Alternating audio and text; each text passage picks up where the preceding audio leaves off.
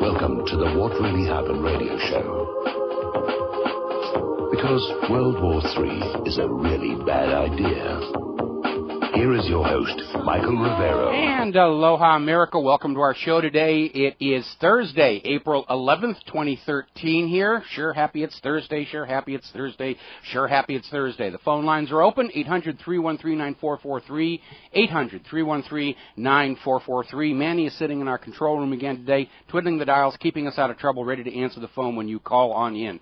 Looking over at the corporate media, they're telling us North Korea war could break out any minute. Any minute it could break out. Any minute now it's going to break out. Any minute. Just hang on. It's going to break out. It's really, they've been just pounding on that thing as hard as they can. North Korea missile test could happen at any time. Pentagon and South Korean officials say. I'll tell you what I think is going on here. I think Kim Jong-un is not quite the doofus he's being portrayed. I think he's just going to leave those missiles sitting on their launchers, drive them around, swivel them around, but he's not going to launch those things. And he's just going to let the United States and South Korea go on ranting and raving and screaming about nuclear wolf, until the whole world gets sick and tired of this constant fear-mongering, and they're burning out their own credibility. Now, we already know we're past the time we were told this missile test was going to happen. And it is just a test. That's all. He's not attacking anybody. He's testing his hardware. But I think he's come to realize the longer he just leaves those missiles sitting on the launchers, the more the United States is destroying its own credibility, saying, they're coming to get us, they're doing all these bad things.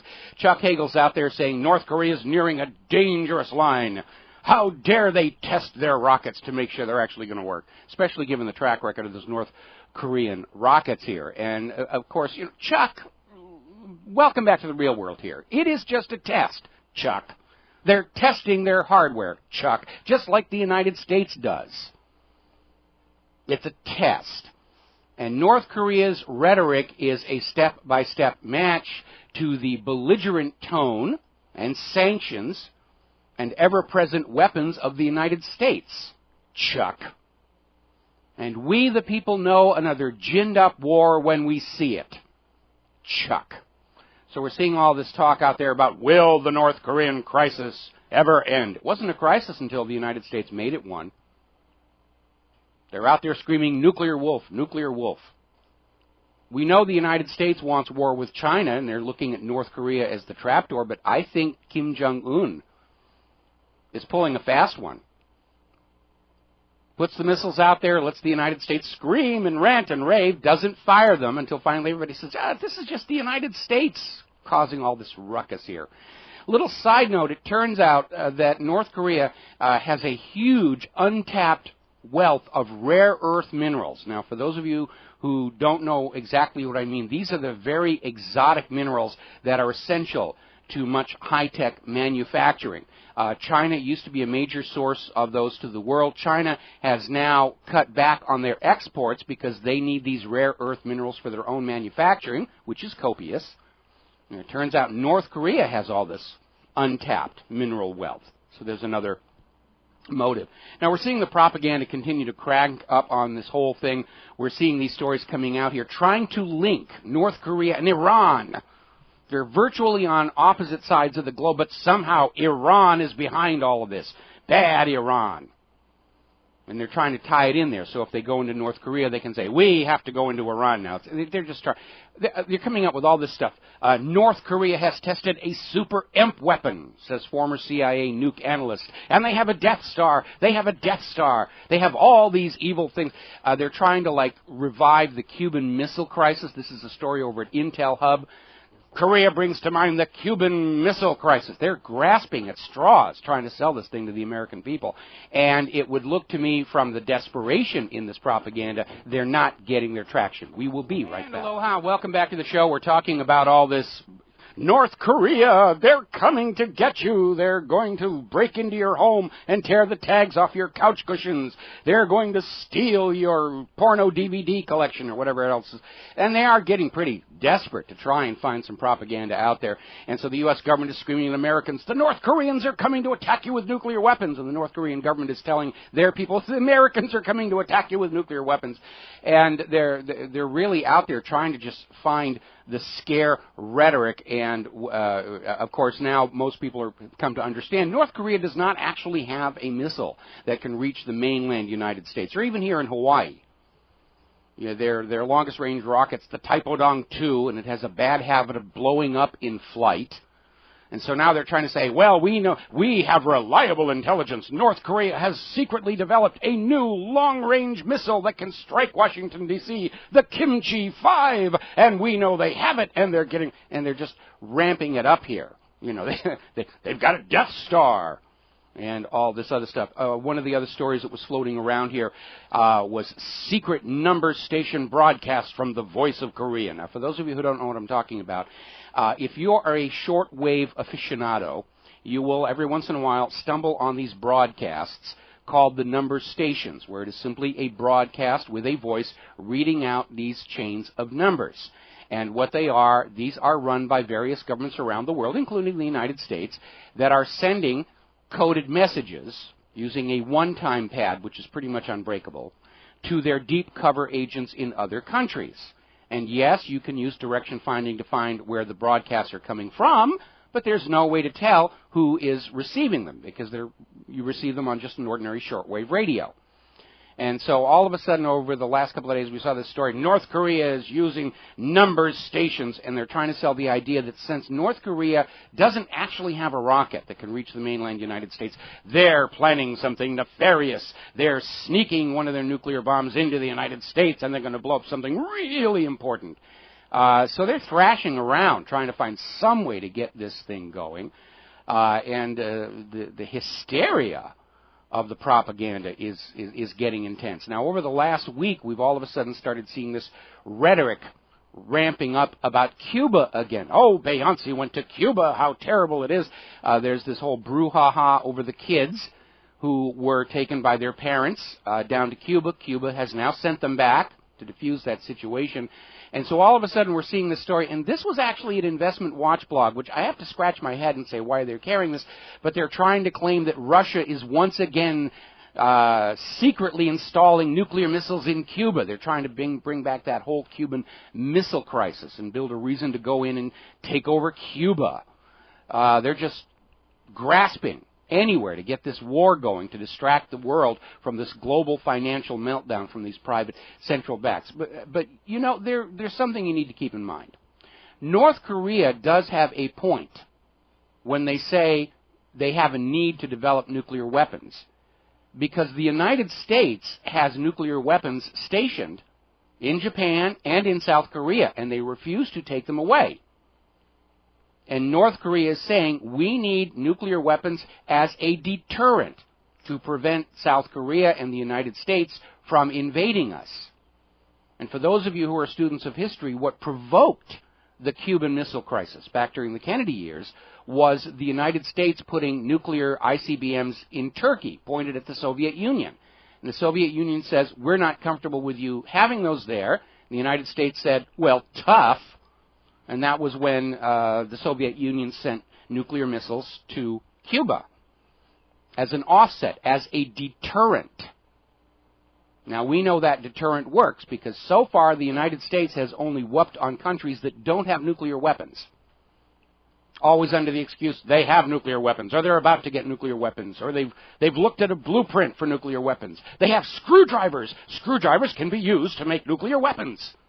And they just keep running that up there, and again, the bankers are desperate to get a war going before all of this Ponzi scheme banking really starts to come apart at the seams. They're in a race. Please give us another war. We don't care who it's with. North Korea, Russia, anybody. Meanwhile, Venezuela has closed their borders ahead of this weekend's presidential election. They've already gone public saying that they're aware that hired mercenaries are being brought in to try and trip off civil violence and unrest to make it look like the incumbent government is losing control. It's the same thing they did in Iran back in 2009. And apparently they have uncovered an assassination attempt against the interim president, Nicolas Maduro, who could very easily win the election on Sunday. And the opposition is very well funded. Maduro is promising that if he wins the presidential election, he's going to raise wages and salaries for the ordinary people. And, of course, the bankers can't stand that. The reason they hated Hugo Chavez and Maduro is they're trying to run the country for the benefit of the people of the country. And they refuse to cave in to private central banking and this driving of the world's population down to abject poverty so the rich can feel just a little bit richer than they did a week ago. And after Hugo Chavez passed away, it was very obvious. Venezuela was in play. They've been selling their oil to China for the yuan. We can't have that. So now apparently they've caught at least one assassination attempt that's been foiled, and they're just going to close their borders and say, we're going to have a peaceful election and see what happens here. Meanwhile, India is going to defy U.S. sanctions against Iran, and they're going to continue to import their energy supplies from Iran. So these sanctions really are not working. Now, yesterday we reported how Cyprus has hit a cash crisis, a liquidity crisis. The government of Cyprus is all of a sudden, they're without money. They have no money left in the bank. They're talking about a 75 million euro shortfall in their revenues that during this whole bailout, austerity, whatever, they did a budget and said, we think we can do this, and the tax revenues are not coming in. And it looks to me like somebody forgot to remember that when you impose austerity on a country and the government starts firing all these public workers who then cannot find any jobs in the private sector because there's no money out there with which to create employment, that your tax revenues are going to drop. So it looks like the government of Cyprus is on the verge of a default, and there's no new bailout coming in, no new money is coming in. The rest of the Eurozone has run out of any surplus liquidity that they can pour onto this thing. And the people of Cyprus are not going to go for another haircut, although one may be on the way. This resulted in a very strange story that came out of Reuters News, where Cyprus was going to sell 75% of their gold bullion in order to prop themselves up. And the government of Cyprus has now come out and said, no, this is a complete fiction. It's not happening. We need that gold bullion to back up our financial operations. They're not selling the gold. They're talking about returning to the Cyprus pound if they leave the euro, and they want to back that Cyprus pound with gold. So they're hanging on to that. So it's kind of strange. Where did this Reuters story come from? Was it part of the campaign to try and keep pushing gold prices down by saying, oh, Cyprus is dumping all their gold. There's a glut on the market here. You don't want to be buying gold. Meanwhile, over in Portugal, they're trapped in their austerity debt spiral. They may be talking about a new bailout. Nobody knows where the bailout's going to come from. Yeah, they can just start printing up ink and paper, but it's destroying the value of the euro internationally. They're between the rock and the hard place over there. Now, over at Blacklisted News, they have an article that asks a very, very good, very important question. Why are the banksters telling us all we should be selling our gold when they're buying and hoarding it like crazy, as fast as they can? They're trying to grab it all up. Maybe they figured out that the public wouldn't stand for another FDR-like gold confiscation. So they're artificially suppressing gold prices and saying, you don't want to handle that old smelly yellow metal thing. Just take it on down to that little booth at the shopping mall and they'll buy your junk gold. But the banks themselves are trying to grab it as fast as they can. And we're starting to see gold shortages, which is completely counterintuitive to this claim that gold prices are going down.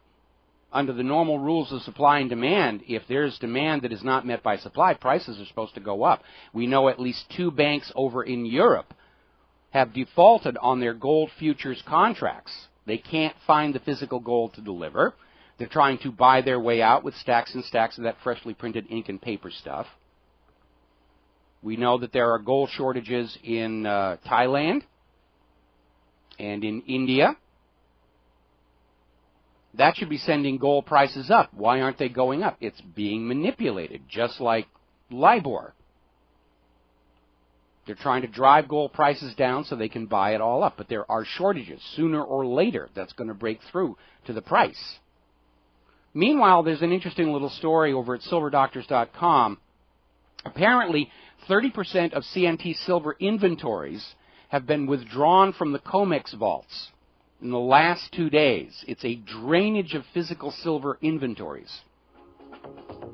So they're coming up short on that as well. We know the U.S. Mint is rationing the silver eagles. Something funny is going on in the metals market. We'll be right back. And aloha, America. Welcome back to the show. So we're seeing all these indications around the world of shortages in physical metals, silver and gold. And yet, the banksters, Wall Street, are trying to insist that gold and silver prices are down. It's not a good investment. You have no reason to take your money out of the banks or out of the stock market. It doesn't make any sense. If prices are down under the law of supply and demand, then there should be an ample supply against a decreasing demand. Yet demand is very clearly up. We're hearing where gold and silver dealers are running out of stock. They're now rationing the silver eagles coming out of the U.S. Treasury. So that right there, just on the face of it, tells you something funny is going on with those silver and gold prices. Now, we know the way those prices are created is they're blending together the price of physical gold and these paper contracts. And all they need to do to drop the value of gold and silver is to just put out all of these commodities contracts for future delivery of gold and silver, and it looks like there's a glut of supply, as long as you go on believing that these contracts are deliverable in physical metal. Now, where I think much of this gold bullion that may no longer be in the New York Federal Reserve or the Bank of England or the Bank of France has been leased by the brokers of these paper contracts to make good on the contracts and not implode the commodities market. And now they can't get it back. And they're in a corner on that situation. So just by overselling these contracts, they can drive the price down and play their little manipulator-speculator games. But it's catching up to them, because there are far more paper contracts for gold and silver than there is gold and silver to make good on them. And that's why we're seeing these shortages.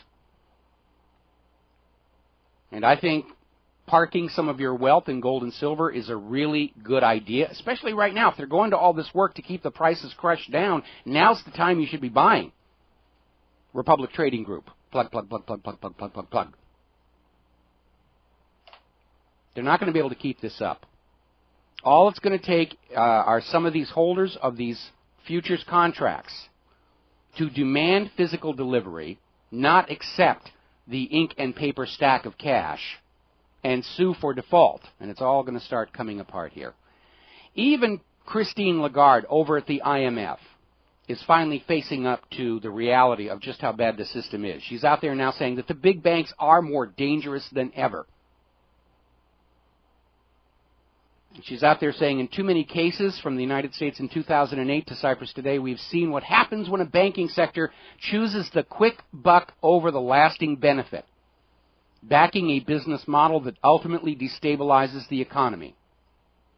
And she's right, but she's not going far enough. It is the very nature of private central banking issuing the public currency as a loan at interest that is unstable, because it always produces more debt than money with which to pay the debt. When the United States was first formed, when we had that revolution to free ourselves from that model of banking, having to do all commerce with banknotes borrowed at interest from a privately owned central bank, the Bank of England.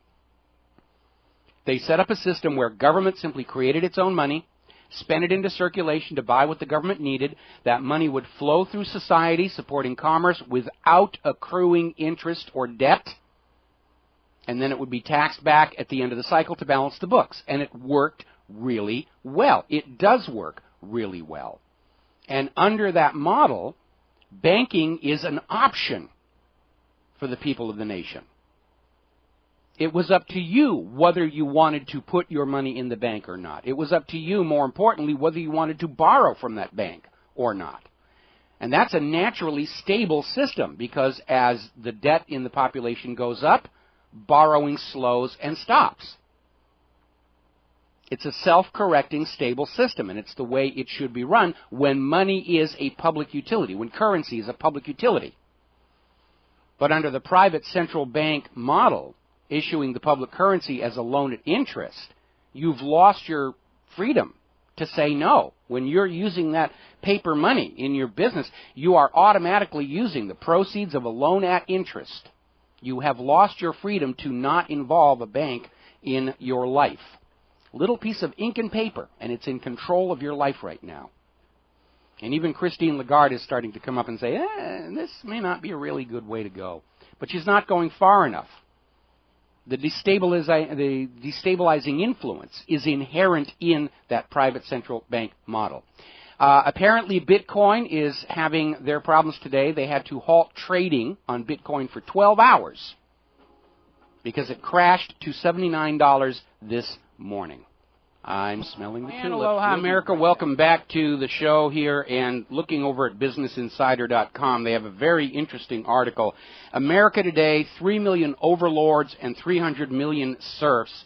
And they even illustrated it with a clip from Monty Python and the Holy Grail, where King Arthur is confronted by a collectivist village that does not have a lord. And Arthur can't understand why you don't have a lord. It's the way we're supposed to work here. But the point of this article is they're showing how wealth and income inequality is not just bad for ordinary people at the bottom of that disparity, but it can ultimately bring down the ultra-rich as well. Because the entire economy, sooner or later, when all the money is concentrated in just a few little tiny spots, the rest of the economy is unable to function without an adequate supply of currency and without investment flowing into all sectors. And the analogy I like to use on this is, say somebody just decides they're going to tie a tourniquet around their neck to keep all the blood up in the brain. And the brain is happy. It's got all the sugar, it's got all the nutrients, it's got all the oxygen, it feels really good. But the rest of the body is slowly dying, and sooner or later, when the rest of the body is dead, the brain will die too. But the brain is having so much fun and feeling so good they're not thinking about it. And that really is why our present economic system is so unstable. Interesting little factoid for those of you struggling with your job situation over again from Investment Watch blog. Millionaires raked in $80 million in jobless benefits. Now, I understand that many of these millionaires are drawing salaries from which the employment taxes are being deducted to go into the unemployment fund, and legally they are entitled to it. But I would agree that for people above a certain level of wealth, unemployment insurance seems rather impractical, superfluous, and unnecessary, especially at a time when there doesn't seem to be unemployment benefits for the vast majority of Americans who are out of a job. 101 million working-age Americans are unable to find a job right now. And more we're seeing these large corporations go into the internships. You've just come out of college. You have zigableams of dollars in student loans, but we're not going to hire you.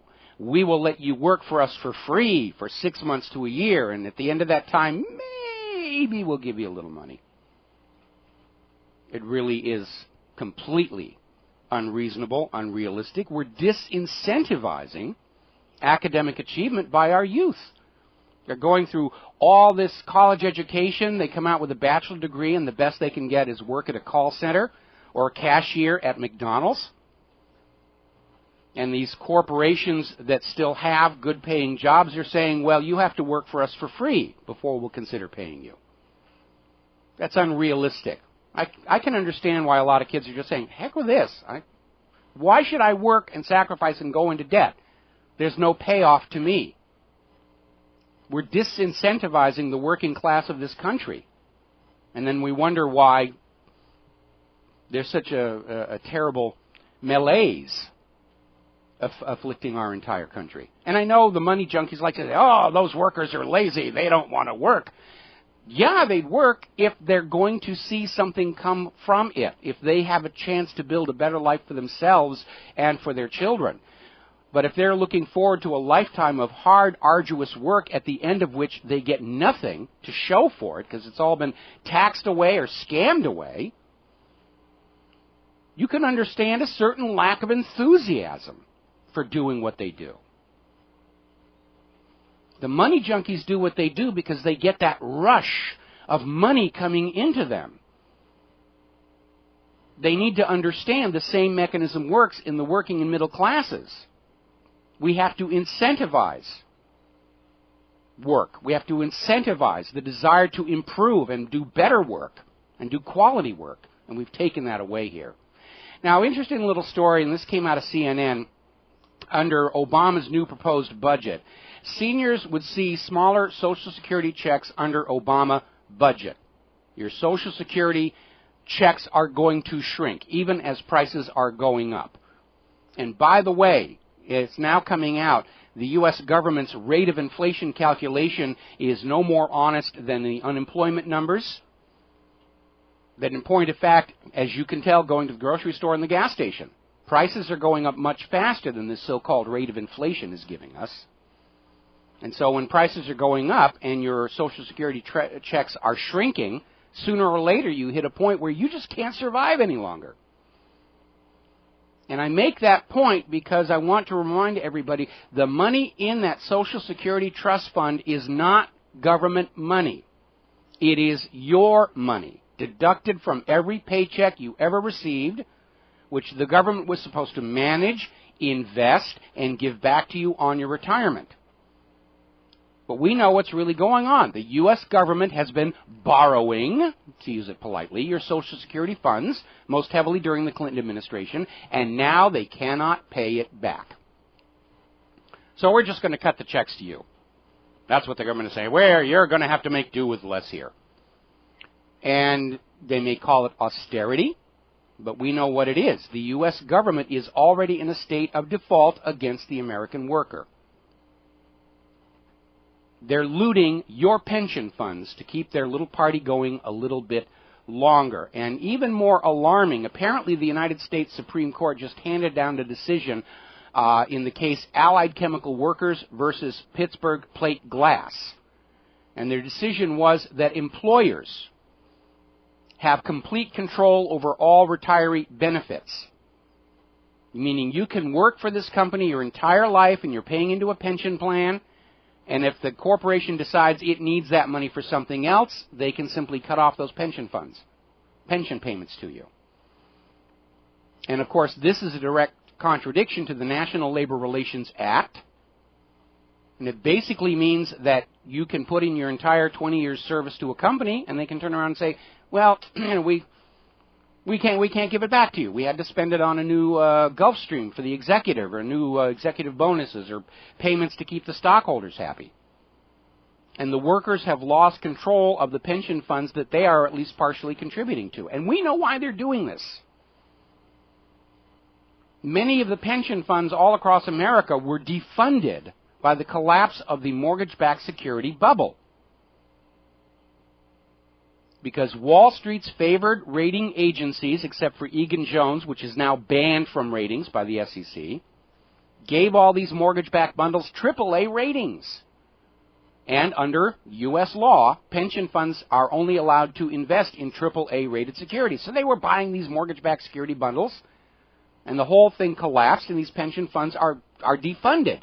But nobody wants to stand up and point the finger of blame at Wall Street, its fraud in the mortgage-backed securities scandal, and the fraud by these rating agencies that were rating them AAA.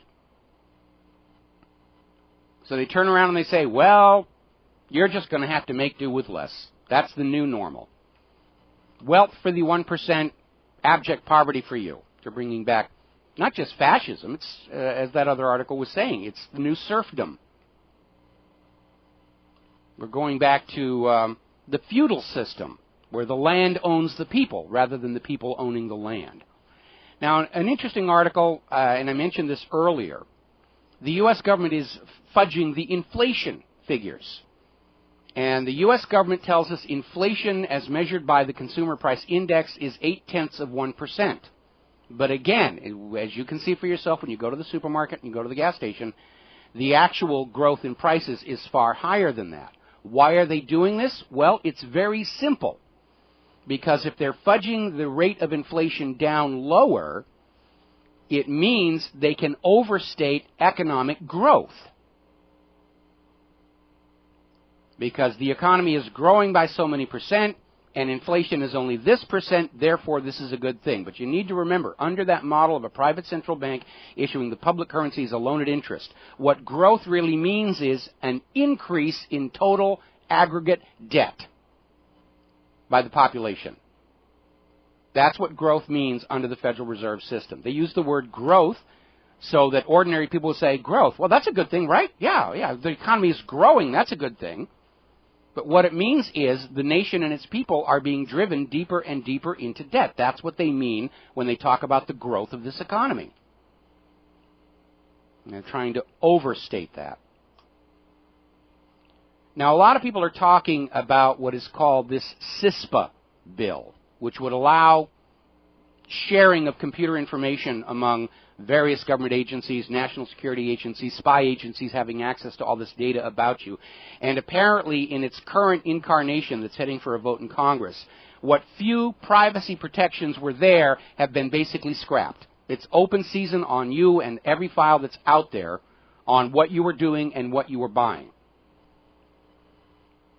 And basically, the Constitution and the Bill of Rights, a right to privacy, is completely gone. And you know what's really annoying about it? It's not going to work. We've already seen these disasters from the fusion centers. I think a couple of weeks ago was a classic example. Drug enforcement officers staged a dynamic raid on a home, kicked down the door, ran in with the machine guns, traumatized everybody there, looking for a marijuana farm indoors because these people had been buying Grolux lights and fertilizer and planting supplies. And if they're doing that, they must be growing marijuana, saith the Fusion Center. And it turned out they were just growing indoor vegetables to augment their food supply. There was no marijuana. There were no drug crimes being committed. But the Fusion Center said, aha, this pattern of buying and purchases we have concluded is evidence of drug crimes. And so they kicked down the door, and they're making these horrendous mistakes. Now, the ACLU, through a Freedom of Information Act, has acquired documents from the Internal Revenue Service, where the Internal Revenue Service has a policy that Americans enjoy no privacy in their email messages, Facebook chats, and other electronic communications. The idea is you have no expectation of privacy when you're sending a text message or an email. And the Internal Revenue Service doesn't believe it needs a search warrant to read your emails. We don't know to what extent they're doing it. It's kind of a gray area. But nobody will come out and say, no, we're not reading your emails without warrants. And they're sort of hemming and hawing about it. So, for all of our listeners out there, if you are helping that Nigerian widow move $50 million into the United States, the IRS is probably onto you right now. Meanwhile, everybody's upset over that tape recording of Senator McConnell discussing strategy to smear one of his political... Oh, he's a congressman. How can they just record his private conversations with... And it's a double standard. You know, the ultra-rich, the celebrities have to be protected from the paparazzis and the news media, but ordinary Americans, oh, no, no. It's all open season on your email. IRS is cruising Facebook, looking for things that you've bought that they don't think you should be able to afford unless you're cheating on your taxes. And, of course, people lie on Facebook and social media, especially if they're single, looking for somebody, you know. Yes, I'm rich, and I've got this, and I've got that, and I've got this. Please, let's meet for a date. So it's an unreliable source of intelligence, but they're claiming that they can base some meaningful data on all of this stuff. It's huge, huge boondoggle out there. And, of course, the Internal Revenue Service has just announced they're cutting back on audits for large, rich companies. Going to put all the effort into going out there for ordinary Americans who may owe $20 to $50 back taxes. We're going to get them. But we don't need to audit the big, large corporations because we know those big, large corporations would never do anything dishonest. They would never use tax shelters in other countries and all these other things. We're just going to cut them a little bit of slack. We're seeing a lot more anger start to surface because of the very, very blatant fascist attitudes that we're seeing coming out of the government. Over at From the Trenches World Report, article, Time to Clean House and Fire Them All, 545 politicians versus 300 million Americans, which gets back to that wonderful little video, The Tiny Dot. But it's not just the people sitting in the Congress or the White House. The system itself has become corrupted. It has moved very far away from the original constitutional model of checks and balances, of not allowing any one individual to have dictatorial powers, because the founding fathers of this nation knew that the downfall of political power is it's going to attract the kind of people who shouldn't be allowed to have it. And they tried to craft a government and a financial system that would make it impossible for power-mad tyrants and money junkies to take control of it. But, of course, over time, the corrupting influences always get to work on a good government, and they turn it into a bad government, which is exactly where we are right now. And it's not just here in the United States of America. Over at stratrisks.com, they have an article on the Eurozone crisis. The risk of social unrest is rising in the European Union. And they're absolutely right. We understand that up until recently, France and Germany were bankrolling much of the other Eurozone, trying to keep them above water with all of this accumulating central bank debt. France has now gone into recession. Germany will be in recession probably by midsummer. And like I said, it's just a big boat with a bunch of holes in the bottom. 10 holes in the bottom, only 9 corks. And everything they're doing in Europe is just yanking a cork from one hole, pounding it into the other, thinking that's a fix, and yet the water is still coming in and the whole system is going to sink. And, of course, the contagion is spreading to the United States via derivatives, and that's the real reason they're out there trying to grab the guns. They understand the American people are very unhappy. They're very angry. And despite all the bluster and bravado, they know that the American people, when they're pushed to a certain breaking point, and I don't want to see this happen, but you have to acknowledge we're getting there. When the American people reach a point where they don't feel they have anything left to lose, that's when the anger is going to start surfacing. Over at U.S. News and World Report, they had a poll. Most Americans feel threatened by the U.S. government. We ran a similar poll on our own website. It came back 98% yes. The question was, do you feel the federal government is a threat to you? 98% of the respondents said yes. That's where we are today. Going to take a break for commercials. We will be right back. And aloha, America. Welcome back to the show here. And, of course, we've been talking about all of this massive purchase of ammunition for the Department of Homeland Security. And everybody's saying, what is this all about? It's all hollow point. And apparently Congressman Tim Hulskamp was asking about it. And they're saying, why does Obama need 1.6 billion bullets? Now, maybe he's no better with a gun than he is with a golf club, and he's just a lousy shot, and he needs a lot of practice. But again, on a more serious note, what we are seeing is the federal government, which according to our poll, 98% of Americans feel the federal government is now a threat to them. The federal government is clearly preparing to wage war against the 50 states. There is no other explanation for all of this buying of armored vehicles, this attempt to enforce federal control on local sheriffs and local police. And it is very, very alarming. The federal government wants a violent uprising. They know how to deal with that. They know how to put it down, same way they've been doing it in all these other countries around the world.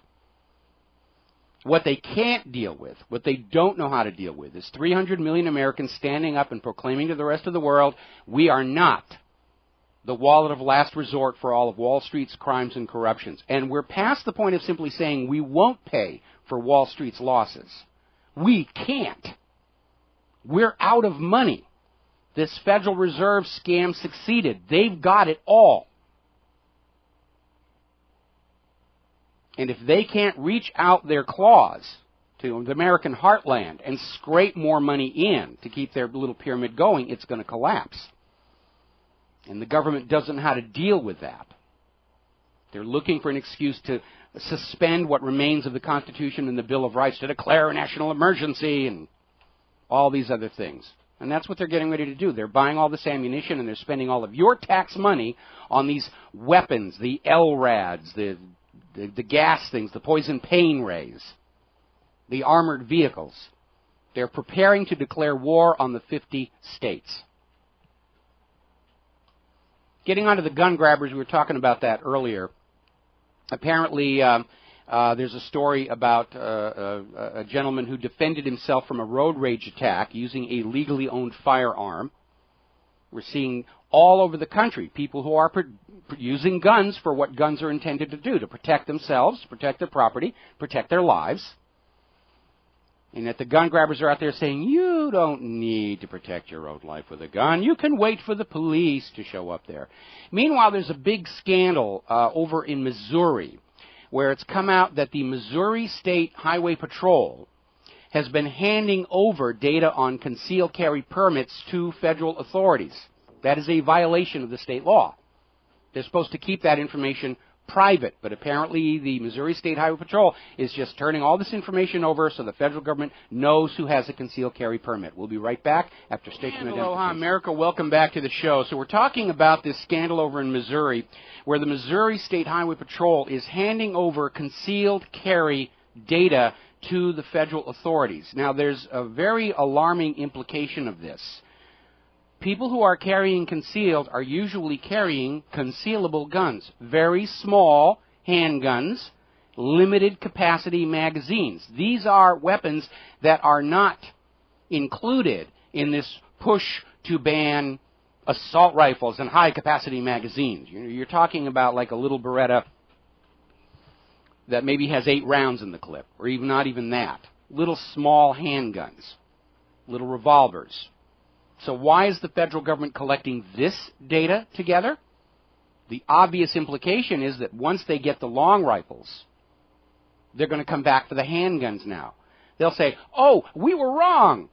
Assault rifles really aren't part of the crime problem. It really was the handguns. The NRA was right. It was the handguns. So now we need the handguns. Colt has moved its AR-15 plant from Connecticut to Texas. All those jobs are leaving. Apparently, 308 precision rifle manufacturer PTR is leaving Connecticut. And I think all those people in Connecticut are probably looking at all of those jobs that are going away, all those tax revenues that are going away. And let's be honest, the people of Connecticut take a certain pride in the fact that they have those iconic American companies there, and they're all going away. Meanwhile, there's been a study by Harvard Law concluding that gun bans are a pointless waste of money. They don't work. They don't disarm the criminals. They never have. Same reason registration won't work, or background checks. The criminals will simply steal the guns they want from all those legal gun owners that were so thoughtfully listed in the newspapers, or from police cars. We have heard numerous times where police will respond to a call and they come back and their squad car has been broken into and the shotgun and the AR-15 is missing. None of these ever work to slow down crime. When there are gun bans on the general population, crime goes up. Anti-gun is pro-crime. It always has been. I'm sure organized crime, the mafia, they love all this gun-grabbing stuff. Means their people can go out and do what they're going to do in the public without fear of retaliation, fear of being shot. And it turns guns into yet something else that can be smuggled in on the same planes with all that cocaine and sold at a very high premium. Gun bans work to the advantage of organized crime, along with dictators. Meanwhile, back in Connecticut, the Connecticut governor's office literally threatened a veteran with arrest merely for asking questions about the gun ban. And apparently, this story came out from the Trenches World Report, and they're reporting they tried to call the governor's office and ask questions about the constitutionality of the gun ban, and they were treated with open hostility. That's how desperate these politicians are. They don't care about the Constitution. They don't care about the Second Amendment. They are worried about their own futures. They're worried that the American people might stand up and say, we've had enough of you guys. Go find another line of work. And they don't want to do that. They love wild parties in Sodom on the Potomac. They love all that inside information they get from Congress that they can make more money with on the stock market. They don't want to give that up. They want a disarmed population. They want to take away from you your freedom to say, no, we will be right back. America, welcome back to the show here. And we're now hearing on the corporate media that North Korea has lowered their missile on its launcher. It's no longer pointing straight up. It's back down in its transport position. And this sort of reinforces my theory that Kim Jong-un was just going to move the missiles around and let the United States destroy its own credibility, crying, nuclear wolf, nuclear wolf, nuclear wolf. And so I think he's just going to truck those things back to their garage and leave the United States with egg very much on its face. Getting back to the gun grab, the government saying guns in the hands of the American people are bad. We've got to get the guns. We've got to take the guns away. Meanwhile, of course, they've been shipping them across the border to the Mexican drug gangs through Operation Fast and Furious. And now we're hearing that over in Kuwait, 20,000 U.S.-made M16s and a whole bunch of ammunition were stolen on April 7th from an unguarded warehouse. Now remember, the M16 really is an assault rifle. It can fire full auto. Also has a 3-round burst on that switch, which is really a good idea. That's a real assault rifle. These AR-15s look the same, but they're not full auto. They don't have the 3-round burst selector. It's one pull of the trigger to one shot. And they're making a big deal. We've got to get the AR-15s, those horrible assault rifles with bayonet lugs on. We've got to get all of those things. And meanwhile, no problem, not even bothering to guard a warehouse, 20,000 M16s have now gone walkabout. Probably going to show up in Syria in the hands of that hired mercenary army. Now, there has been a recent revelation. This is getting back to the issue of those drone strikes. It's bad enough that it's already come out that for every one supposedly legitimate target of the drone strike, 50 innocent bystanders are being killed, on average. But it was always justified because they're targeting Al-Qaeda. They're targeting Al-Qaeda. Well, apparently some documents have surfaced showing that Obama's death list comprises people who are not Al-Qaeda. And that apparently it's just almost by random. They're people that they think don't like the U.S. They're not all Al-Qaeda. They're not demonstrably a threat to the United States of America. And that it's not just limited to Al-Qaeda, which was the justification. So now we need to know who is being killed and what is the justification for this extrajudicial assassination in foreign countries with these flying robots. Now then, getting back over to Israel, as you're probably already aware, Jimmy Carter was going to be presented with this award, and it just irked these pro-Israel people who threatened a mass protest. They were going to protest against Jimmy Carter because he wrote that horrible book about Palestine and Israel, and we've got to Nobody showed up for the protest. Not one. Not one. For all the online talk about how bad and evil Jimmy Carter is and how anti-Israel he is and how much he hates the Jews, not one actual protester showed up at this protest. Meanwhile, there's a group of pro-Israel Jews are trying to sue Jimmy Carter over his book, because they don't want you to hear anything that's contrary to Israel's agenda. And I don't think they really have a grounds for the lawsuit. It's just harassment. They're just going to go on suing him and force Jimmy Carter to spend his own money on a defense attorney and try and just grind him down that way. Okay, a caller off the air asked if I was going to cover Mary Jo White's SEC appointment by Obama. We did mention that a couple of weeks ago, and in the context that Mary Jo White, like so many of the other Obama appointments, these are people coming out of the very industries they're supposed to be regulating.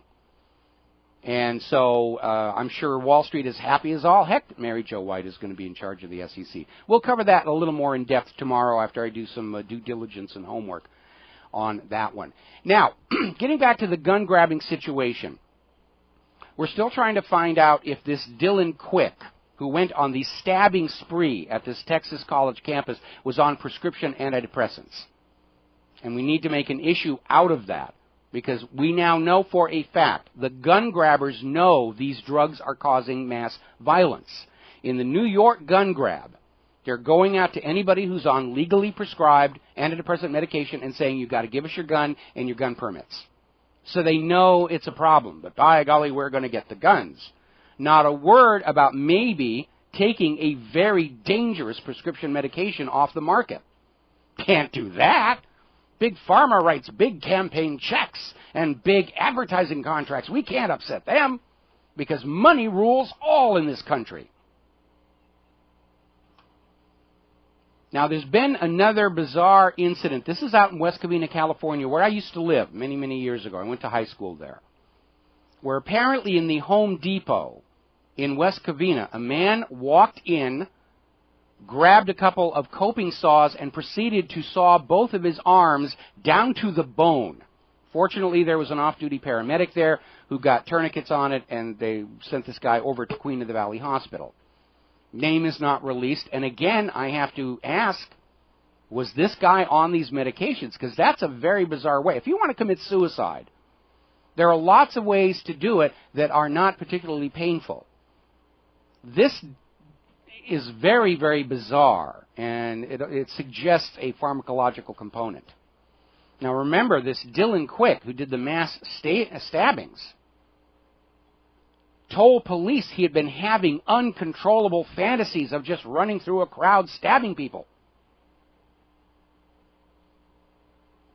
And they're trying to keep this away from you because the agenda is grab the guns, except the Dylan Quick case proves guns aren't the issue. There were no guns here at that college campus. There was a knife. If some of those students had had guns, this guy probably wouldn't have stabbed more than one or two people instead of all the ones that he did. But that gun grab agenda is out there in full force. And again, this Dylan Quick story puts the gun grabbers in a very awkward position, because this blame the hardware mindset means they should start screaming, we have to ban knives from the American people. And nobody's going to go for that. That's silly. It's absurd. And it goes back, the fact that this did occur with knives tells you it isn't the guns that's the problem. Something else is at work, and we know what the something else is. It's these prescription antidepressants. We did a flashback story from the Daily Mail about lives destroyed by happy pills, and this horrible, horrible story about what's gone wrong with the medical establishment. This woman went to her doctor, said she was hyperactive, she was having some other issues, and the doctor said, oh, you're just dealing with depression, have an antidepressant. And she was on them for a while and started having thoughts of suicide, went back to the doctor and said, I don't know why I'm getting suicidal thoughts. And they tried a different medication and it just made it worse. And finally they had this woman on the verge of taking electroshock therapy, wire up a sine transformer to her brain, melt part of the brain and see if that makes things better.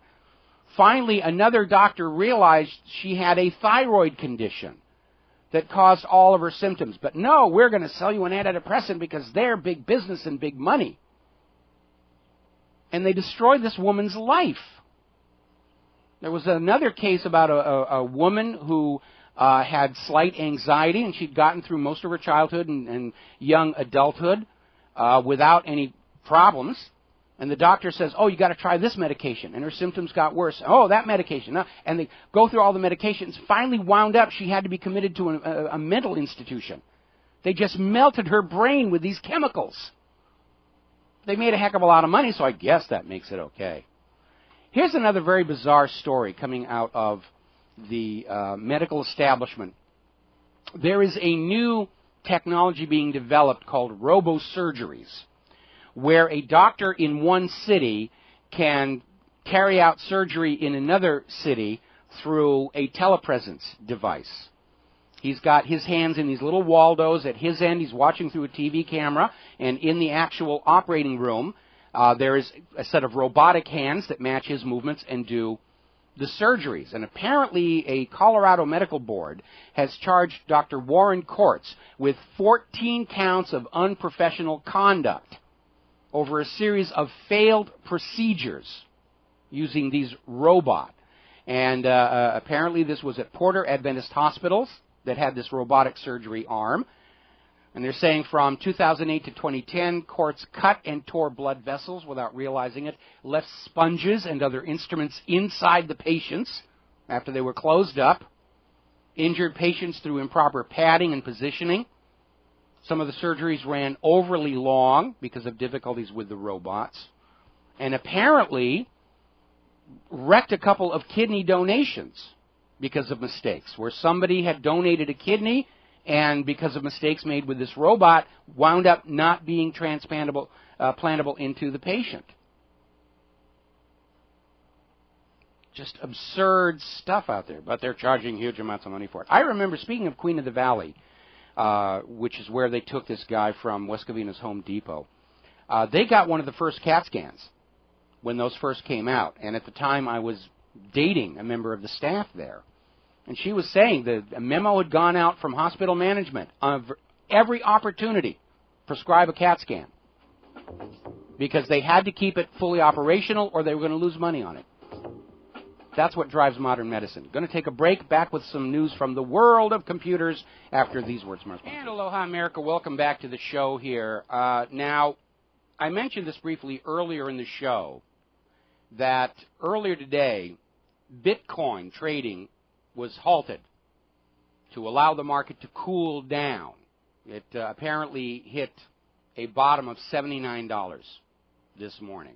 It started at 265, crashed to 105, dead cat bounced to 200, back down to 140, down to 79 this morning. What we're hearing now from yesterday's panic sell-off is the top Bitcoin exchange, MTGOX, I hope I'm pronouncing that correctly, is saying that their trading system actually crashed from the volume of yesterday's panic sell-off, which meant people were unable to get out of the Bitcoin market when they wanted to. So functionally, it was a Bitcoin bank holiday. And I have to mention, I'm smelling the tulips on this one. And of course, all this churning is good for the exchange because MTGOX makes money off of every transaction. They get a piece of the action from the transaction fees. Whether the Bitcoins go up, they make money. If the Bitcoins go down, they make money.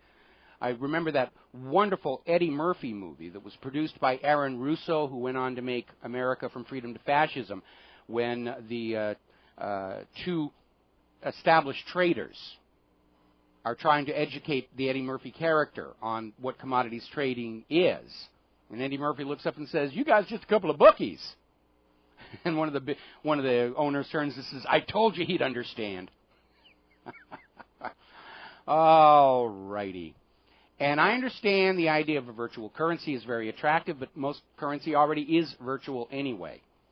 But we need to get away from currencies that are valued based on other shifting currencies, and we need to get back to something that's rooted in a commodity of tangible, recognized value.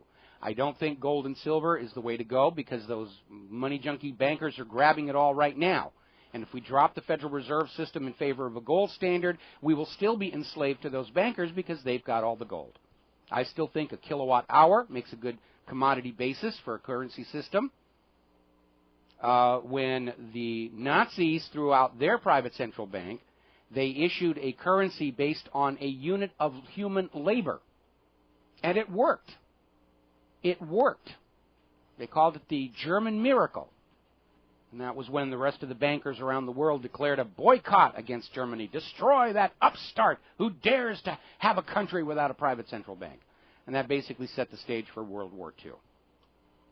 Now, Microsoft is bemoaning the fact that a lot of people just don't want to seem to be upgrading, especially in the enterprise part of the market, large corporations. And enterprises are still upgrading to Windows 7 from earlier operating systems like XP, but nobody wants to deal with Windows 8. It's just an unmitigated disaster. And I have a message for Microsoft. This new operating system every 5 years business model, while annoying to us end users, can work in a healthy economy where people and businesses have good cash flow, and they can buy the latest and greatest every 5 years. Under the current economic realities, and with the disasters of Vista and Windows 8 fresh in everybody's mind, that let's have a whole new operating system every 5 years isn't going to fly. And it isn't flying. It's failing. Right now, Microsoft's best option would be to revive XP, which is very popular and has a large operating customer base, and build on that established platform and customer base to go into the future. Now, the other big mistake they made was this idea that Windows 8 was going to work on desktops and tablets and smartphones. Desktops and tablets and smartphones are not the same devices. It doesn't make any sense to have the same look on all of them. That's like designing a cockpit instrument panel that will work on a 747 and on a paper glider.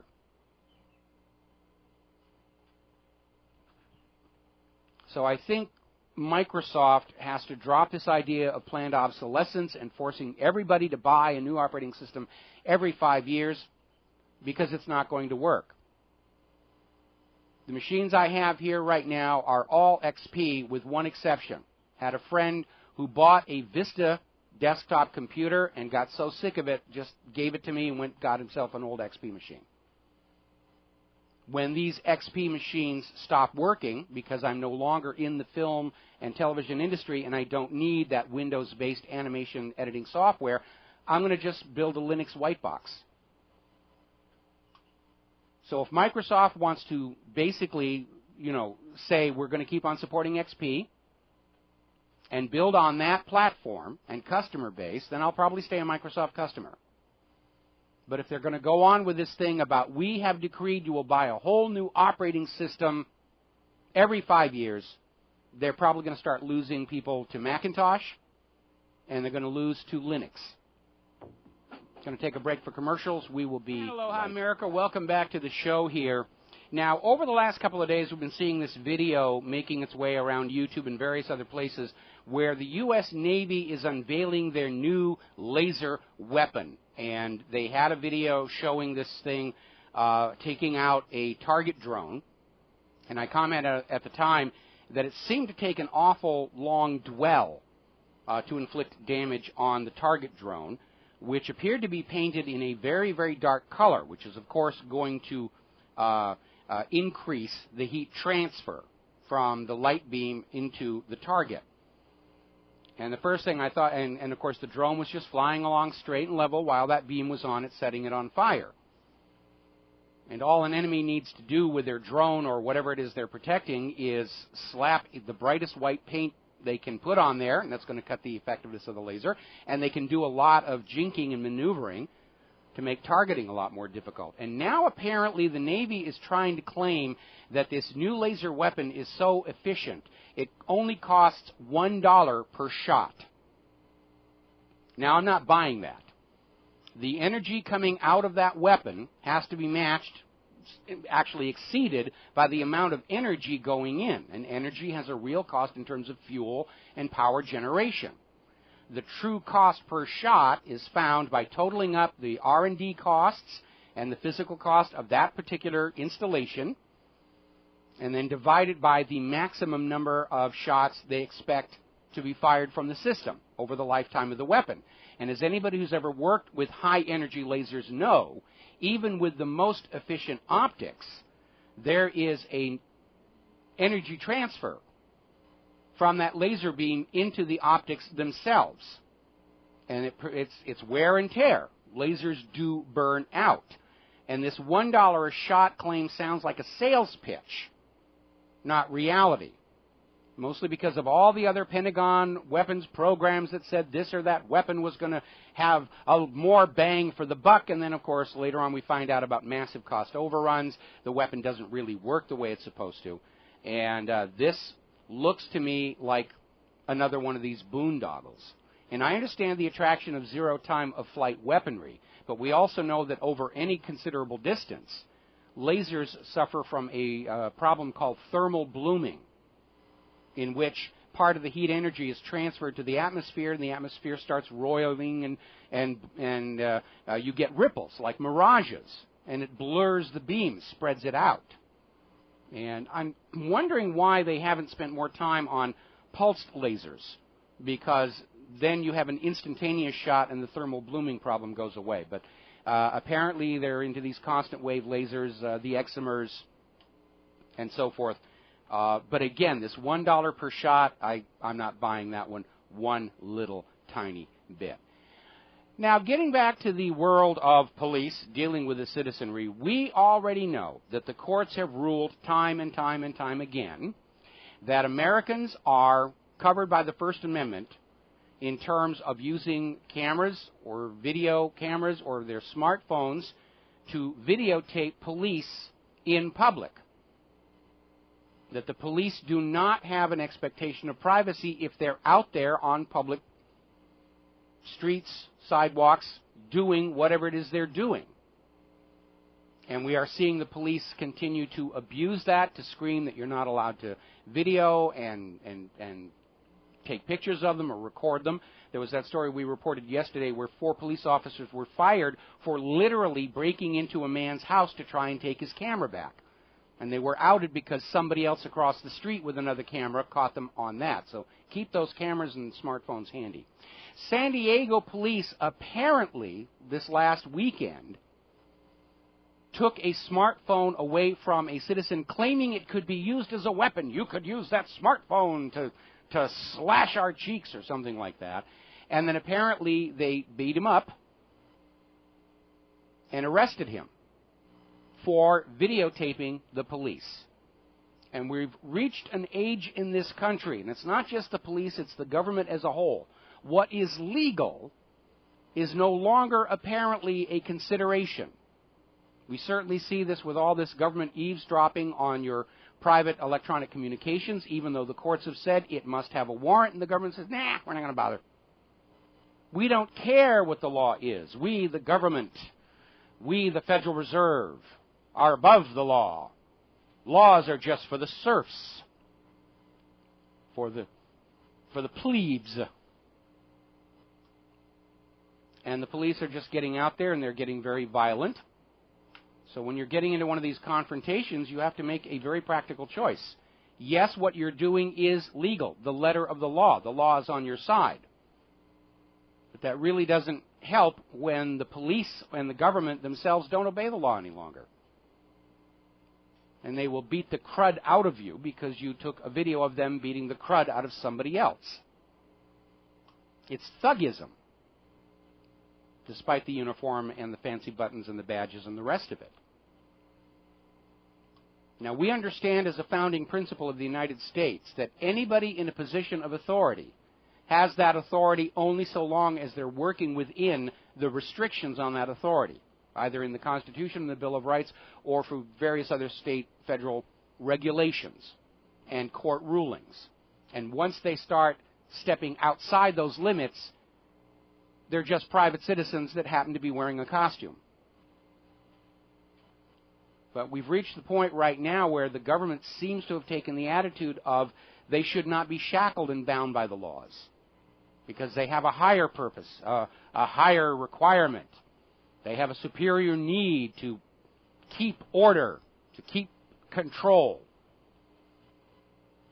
And we remember that we had that very bizarre statement by President George W. Bush, who referred to the Constitution as a blankety-blank piece of paper. And we've seen comments coming from President Obama about how really this whole Constitution, this Founding Fathers thing, it's just getting in the way. It wasn't too long ago we were seeing these trial balloons in places like the New York Times saying that maybe it's time to just get rid of the Constitution and the Bill of Rights because it's impeding the efficient operation of the government as they go around grabbing your guns and grabbing your gold and sending your children off to die in these wars of conquest.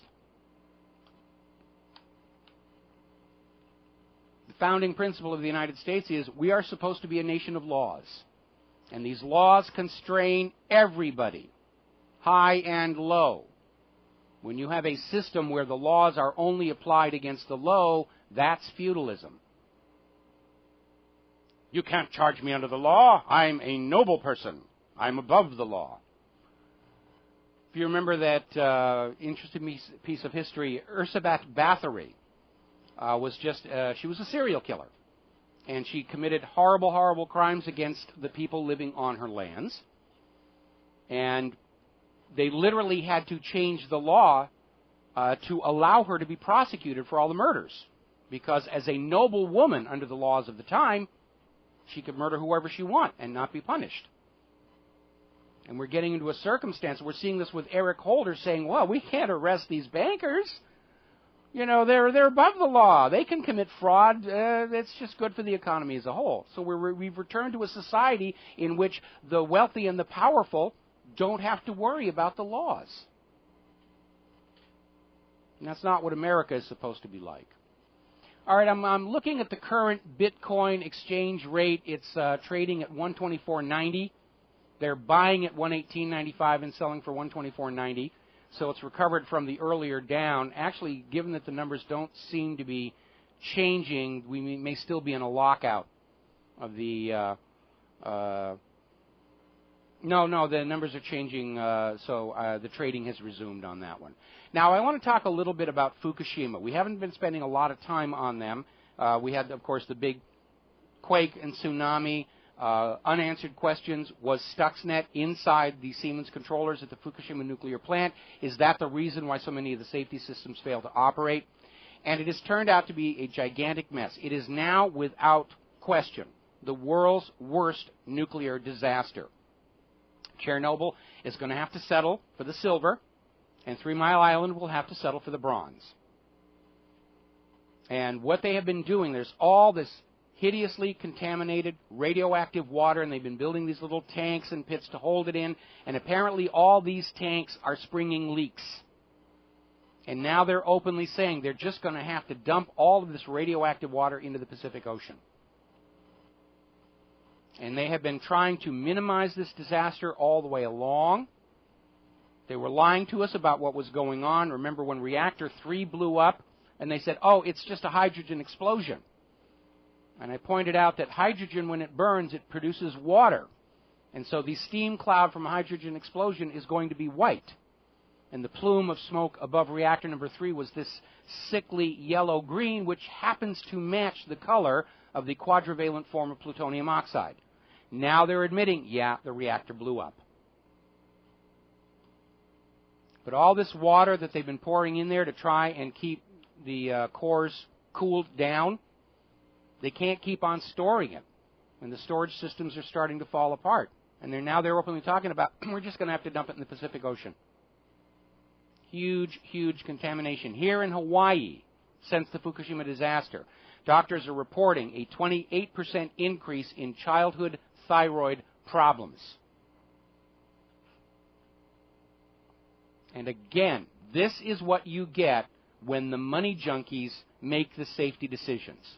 We don't need to spend the money to put the emergency generators up high. We don't need to spend the money to make the tsunami wall 4 or 5 feet higher. Remember that one guy who was at that one Japanese power plant, and he made it his mission that tsunami wall be as high as the highest recorded tsunami in that region. And the money junkies didn't want to spend the money, and he made a big stink and finally said, all right, we'll give you your wall. And it turned out to be the only Japanese power plant that wasn't flooded by that tsunami. Severe storms are hitting the Midwest with snow and ice. This is April 11th, people. Snow, ice, power blackouts. Gosh darn that human-caused global warming. I've got readers from all across the Midwest sending me photos of the snow falling outside their homes. This is April 11th. Snow and tornadoes happening in Colorado. Second coldest March in North Dakota since the 19th century. Unprecedented cold, they're calling it. Now, still the carbon Nazis are out there trying to figure out some way they can recover from this huge gaffe where 10 years ago they were saying snow will be a thing of the past. The world is getting warmer. We're all going to be warmer. It's a terrible thing. Forgetting that during the Roman and medieval warming periods, food was in abundance. And because people didn't have to go out and scrape and struggle to feed themselves, they had time for art and culture and science and architecture, and a huge flowering of civilization was the gift of these warming periods. No, warming is bad. Carbon dioxide's bad. You humans, you're all to blame for this thing. So now all these scientists who basically sold out their integrity and took the funding to prove global warming, and they shackled their reputations to it, now they're trying to figure out some way they can get out of this mess without actually having to admit they were wrong.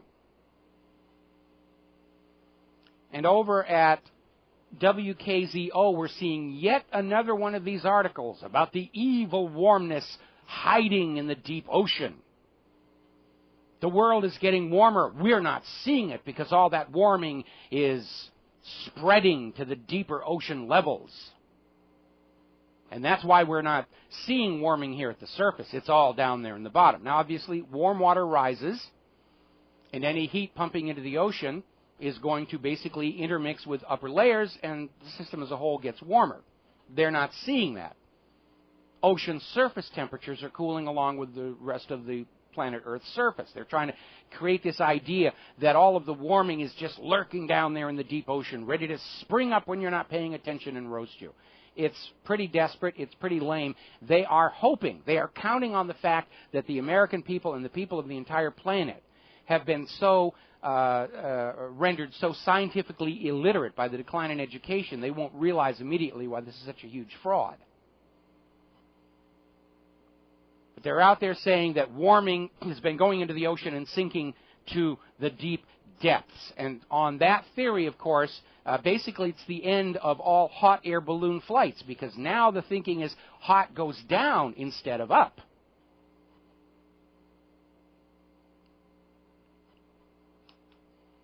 Sea level rise has been slowing since 1940. Remember, that was one of the big things of the carbon Nazis. As the world gets warmer, the polar ice will melt, sea levels will rise, all the coastal cities will be flooded. Sea level rise is slowing. And by the way, again, for those of you who are out there looking at this issue, and they talk about deep ocean warming. And the deep ocean water is actually very cold. It's used as a cooling resource here in Hawaii. How many active volcanoes and thermal vents are there on the floor of the world's oceans? And if you don't know the answer, don't feel bad. It's a trick question. Nobody knows. And if nobody knows how many active volcanoes and thermal vents there are on the floors of the world's oceans, then they cannot subtract out that added heat. in order to come to any kind of a meaningful number about what the human contribution to ocean warming might be. It's a bluff. It's a gigantic bluff to get you to pay carbon tax money, to coerce your obedience to a global environmental authority, which will decide for you what your thermostat should be set at, how much electricity you're going to use in your home. You don't need that big 50-inch flat panel TV. You're just fine with a 35. It uses less electricity. The late season freeze has set a new Baltic ice record. It's the coldest since they have started keeping records. All these cold records, all these ice records all over the place here. Right now, there are only 260,000 Manhattans of ice in the Arctic. Remember when they were screaming about, oh, those poor polar bears, they're running out of ice, they're drowning, and they're just on these little tiny floes here. And, of course, polar bears can't swim. They float very well. That fur of theirs is actually hollow to create dead air space to keep themselves warm, and it's very buoyant. They can sleep on the ocean and not drown. Right now, looking at the accurate measure of Arctic ice, every polar bear in existence has 9 Manhattans of ice all to themselves to live on. They're not in trouble. In fact, their population is growing so much, now they're talking about having to start killing some of them off. And aloha, America. Welcome back to the show. And as we're talking about the carbon Nazis and how desperate they are to somehow keep their little scam going, even though the real world has proven all of their dire warnings and forecasts to be complete junk. And we know one of the reasons that so many regions are struggling with all of this unexpected ice and snow is they believed Al Gore and his ilk, that the world was warming, that snow would be a thing of the past. And so local communities said, well, you know, we can cut back on the budget for road grit and snowplow maintenance. We can let some of them go. We're not going to need as many. And then they got caught completely by surprise. Interesting little story where apparently they're now screaming that global warming is going to wipe out the world's best vineyards. They say the Bordeaux region of France is under threat from global warming. And there's an interesting little paragraph in there where apparently a lot of these wineries invested in land up in Ireland because they were convinced that global warming was going to make Ireland suitable for growing grapes while it made their existing vineyards too hot and too dry. And apparently they lost huge amounts of money because the world did not get warmer. They're stuck with this land up in Ireland, and they can't unload it. So now they're out there saying, oh, global warming is going to ruin the wine for you wine connoisseurs. So they're really scraping the bottom of the wine barrel for ways to wag the warming at us or wag the carbon at us. It's amazing. I have a collected list on my website of all the things that are supposedly caused by global warming. And when you read it, it just becomes obvious how incredibly silly all this was. Global warming will lead to more prostitution. Global warming will lead to... And they're just anything. They're just trying to link it to that whole situation. Remember back when they were talking about this gigantic meteor that came down over Russia, and they had an analyst on the TV saying just the meteors and asteroids and the rest of it, and the bimbo in the skimpy clothing said, is this connected with global warming? And the actual scientist they had there was like, how do I respond to such an idiotic question here? Here's another story. Global warming will increase flight turbulence. You will no longer have such a comfortable flight in your Dreamliner because of global warming. It's just amazing stuff. Now, one of the other things that we were always being told was global warming was going to kill the reefs. Those delicate reefs out there, they can only exist in a very narrow temperature range, and as the temperature goes up, these reefs will die. And, of course, that turned out to be complete nonsense. They have now discovered that a section of reef off the northwest coast of Australia, near the Great Barrier Reef, that was supposedly damaged by global warming in 1998, has now come back, perfectly healed. It's also come out that the damage to the reef was from industrial pollution, not global warming. Aloha, America. Welcome back to the show here. Dan the man is now in our control room taking care of things and answering the phone. Phone lines are open, 800-313-9443, 800-313-9443. I'm looking at yet another article. This is coming out of the Daily Mail in Great Britain. Is the UK heading for another Arctic winter? The Met Office, which, remember a few years back, they predicted a snow-free winter, and Britain was completely iced over. They're called an emergency meeting to discuss if melting ice is causing Britain to freeze. So they're still pushing that idea that, yes, there's global warming, and the global warming is making the cold weather. It's just absurd. If the Arctic ice is melting, it means it's not going to cause cold weather. It's not going to suddenly refreeze when it comes down to Great Britain.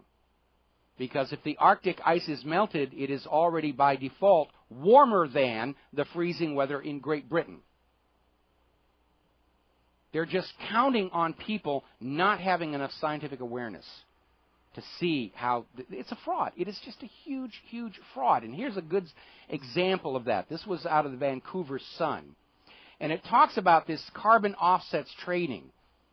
It's a scam. It's a complete scam. And they're buying and selling these carbon credits, and the carbon credits are a very bizarre form of commodity because it's the only commodity in existence where the contract is for non-delivery of the item on the contract. And apparently this whole carbon trading scam has been flooded with carbon credits being sold to them from countries like India and China. And they don't really care. Oh, I've got a carbon credit. I can resell this and take a brokerage commission. And they forget that India and China did not sign the Kyoto Accord. And India and China are just printing up these carbon credits out of thin air. Because India and China's greenhouse gas emissions have been skyrocketing with the boom in manufacturing. It's just a huge fraud, and they're taking advantage of it. It's just a huge fraud. And remember, when Al Gore set this carbon trading scheme up, he was assisted by Ken Lay of Enron. Remember Enron? How they cheated California with electricity? And this whole carbon trading scam is designed to do the same thing to the entire planet with carbon dioxide.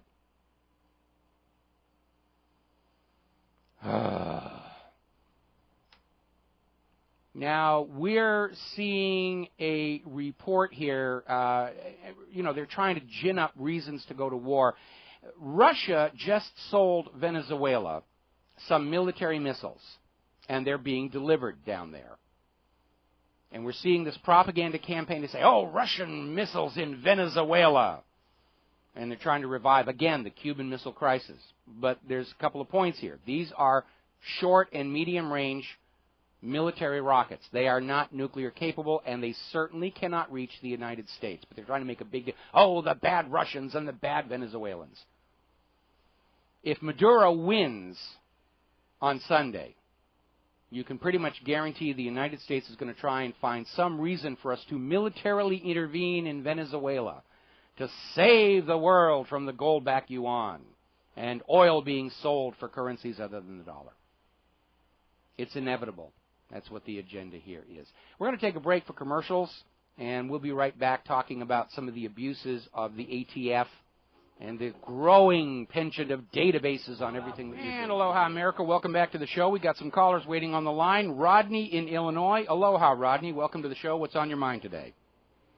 Oh, well, Michael, I came across something I thought I'd run by you. Mm-hmm.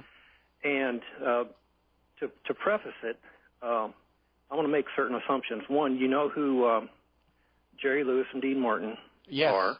Yes, I actually worked with Dean Martin. You know who Ed Sullivan is. Yes. And you know who Stanley Laurel was. Of course. Okay, well, one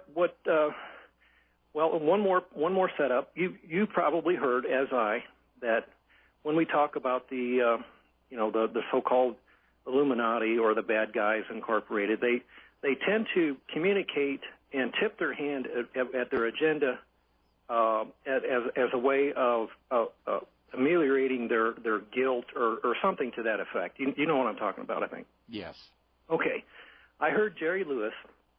It was a recording of a live show he did in Las Vegas, and he was singing, telling some jokes, but he told a story about a conversation he had with Stanley Laurel. Mm-hmm.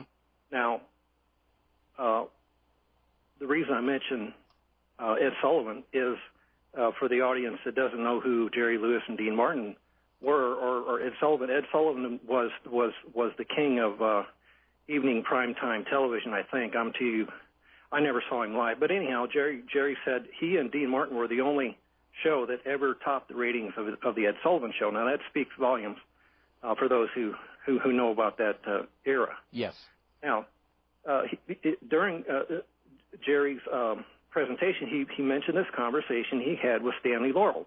Now, Jerry Lewis was a comedic genius, highly successful in his own right, and he looked up to and looked to Stanley Laurel as a mentor.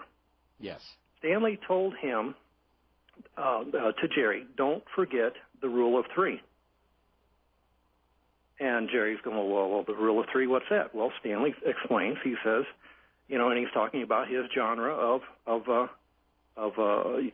television or industry, comedy. I don't know how to exactly describe what comedians do and why people pay for it, but anyhow, this is his rule of three. He said, tell them what you're going to do, then do it, and then tell them when it's over. Yes. And I got to thinking, well, that seems like politicians, kind of follow the rule of three. These bad guys, kind of follow the rule of three. So anyhow, do you understand when I heard Jerry talk about, Stanley Laurel, that there's some sort of a connection or a pattern in the way people can manipulate vast audiences for one reason or another, to sell them tickets to their comedy show or sell movies, sell, Tide detergent, or sell them on gun control, sell them on global warming or carbon taxes, et cetera. Do you see what piqued my interest there? Well, I can see where you're going with this. Now, that rule of three is not confined to comedy. It's a basic rule of effective communication in any area, whether you're public speaking or you're writing or you're trying to put together some kind of a documentary. You want to start out with an introduction. This is what we're going to tell you. Then you tell them, and then you sum up at the end, this is what I told you. And that's just good form. In terms of manipulating people, it isn't so much the three-step process as it is pandering to their established beliefs and assumptions and using those as a hook to try and sell a new idea to them. And propagandists definitely do that. I think the two aspects are parallel, but I don't know that they're necessarily directly linked. Well, I just found it interesting when I heard him say that. I'm not suggesting there's anything, sinister about how comedians can whip up an audience into a frenzy of delight, but as you and I and the rest of the RBN audience knows, the masses are whipped up into frenzies of delight or fear or all manner of things, and I think it's good to reflect upon how these things are done, so we might, step back and, so at least for our own good. There's no question that all of these different people are using the same communication techniques, but I think the reason why comedians are able to whip up their audience to delight is the audience knows it's harmless. The guy's just there to have fun. We're there to have fun. We're going to laugh. It's all interrupted defense mechanisms. The difference is when you're dealing with a politician, the outcome is far more serious. There was another very famous comedian, Will Rogers, who used to say that, I'm just like a member of Congress, but when I tell a joke, you all laugh, and when they tell a joke, it's a law. Yeah. Oh, all right, Mike. Well, one other thing. Yes. Over the years, we've tended to, like drawn to old movies, and I've always found it curious that in a otherwise movie off the subject, the subject of the IRS and the authority of the IRS is interjected, and I've seen quite a number of movies where this idea was thrown in there. It doesn't depict law. It doesn't, talk about the Constitution or any legitimacy. It just portrays, it just throws out that idea that the IRS is big and bad and must be obeyed, and, do not dare to, not to conform. And I'm just wondering had you noticed such a thing? Yes. I think we've all noticed it. That's a message, IRS, big monster, evil monster. Again, the IRS wants you to be afraid because it's becoming more and more obvious that it, too, along with the Federal Reserve, is just a gigantic fraud that's been perpetrated on the people. But as long as they can keep you afraid, you'll just go along filling out your papers and signing the checks because you don't want your front door kicked down. It's kind of a practical consideration. Yeah, well, I just, in closing, encourage your audience to don't forget to take some time this spring, take a walk in the woods, and then realize all the fears and, big bad boogeymen that haunt your life or your troubles, they followed you. And take a moment to look back and find out what you can do to either dispel that myth or, kind of get a grip on it, because I think, people are just bombarded and have been saturated with, authority constructs that beleaguer their minds. Oh, there's no question. There's no question. We call it scarerism, not terrorism, but scarerism. This is the campaign by the corporate media and the government to keep you scared of the government, keep you scared of Al-Qaeda, keep you scared of whatever, because that fear is a powerful motivator if they're in control of it. But all again, right. Let me finish this thought. I thought you'd be a good one to bounce that off of, and thanks for letting me break the routine of your subject matter. But anyhow, I'll let you go now. Thanks. All right, thanks an awful lot. But let me get back to that whole situation. When you have a government that is using fear to control their population, fear of TSA, fear of the Department of Homeland Security, fear of hollow point bullets, it's only going to get you so far, because fear is very tiring. It's very exhausting. There's only a finite amount of the neurotransmitter in your brain that says, I am afraid. And when you run out of that, you reach a point where you're no longer able to feel fear, especially fear of abstracted threats that are not right in front of you. And at that point, it's not a question of being courageous or living with the fear. You are simply burned out on it. And when a population reaches that point where their brains are exhausted of that neurotransmitter, then all of a sudden they stop being afraid of all the boogeymen. And all that's left after that is the anger. And so once a government goes down the road of using fear to control its population, it can't stop. It can't let the population calm down and start thinking clearly again, or they're going to realize it was all just a campaign of manufactured fear. Fear of the commies, fear of whatever. But you eventually reach a point where the population is simply physically unable to feel fear any longer, and at that point is when the anger starts to surface, and I think we're there.